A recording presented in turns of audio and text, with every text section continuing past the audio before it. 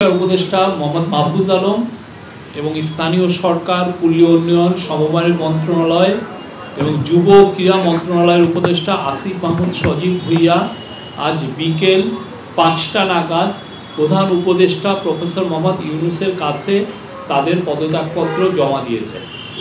উপদেষ্টারা রাষ্ট্রীয় অতিথি ভবন যমুনায় উপস্থিত হয়ে পদত্যাগপত্র জমা দিলে প্রধান উপদেষ্টা তা গ্রহণ করেন। তাদের পদত্যাগ নির্বাচন কমিশন তফসিল ঘোষণার সাথে সাথে কার্যকর হবে। আবারও আমি বলি, তাদের এই যে পদত্যাগপত্র নির্বাচন কমিশন তফসিল ঘোষণার সাথে সাথে, যে ফেব্রুয়ারিতে যে নির্বাচন হচ্ছে সেই নির্বাচনের তফসিল ঘোষণার সাথে সাথে কার্যকর হবে।